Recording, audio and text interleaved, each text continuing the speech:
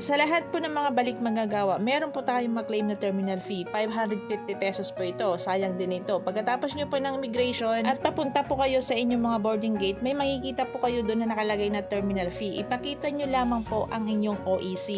Sa mga gustong kumuha naman po ng OEC, login lamang po kayo sa onlineservices.dmw.gov.ph. Pero paalala ko lamang po, bago po kayo kumuha ng OEC online, mag-register lamang po kayo sa e-registration.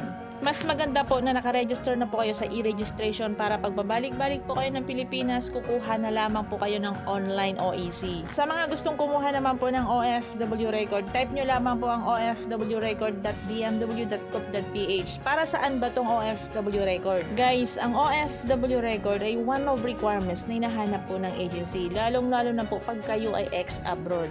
Kung may oras ka pa at nakalagpas ka sa immigration, dumaan ka sa OFW launch para kumuha ng iyong OWA OFW e-card. Hindi po mandatory na kumuha po kayo ng OFW e-card at hindi rin po mandatory ang pagbayad ng inyong mga OWA membership. Pero pag active po ang inyong mga OWA membership, marami pong benepisyo ang naghihintay para sa inyo. Ayon po kay Admin OWA Arnel Ignacio. Sa mga OFW naman po na breach of contract, OFW distress, terminated by employer, guys, humingi po kayo ng certificate kasi hinahanap po yan sa OWA para makapag-avail po kayo ng cash assistance.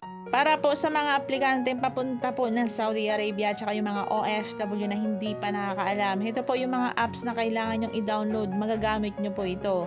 Una po ang AppShare apps. Pinakamahalaga po sa bansang Saudi Arabia ang AppShare. Dito nyo po makikita lahat ng mga violations nyo, expired ng passport, inisyuhan ka ni employer ng visa, sponsorship, at anong company kayo nagtatrabaho. Pangalawa po ang STCPay. Ang STCPay kadalasan ginagamit ng mga OFW para makapagpadala sila ng pera sa kanilang mga pamilya.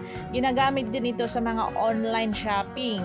So, paalala ko lamang po, bago po kayo mag-register sa STCPay, kailangan po dyan ng active ikama. Ang dalawang apps na po yan ay pinakamahalagang ginagamit po ng mga OFW sa bansang Saudi Arabia. Ito naman po para sa lahat ng mga OFW.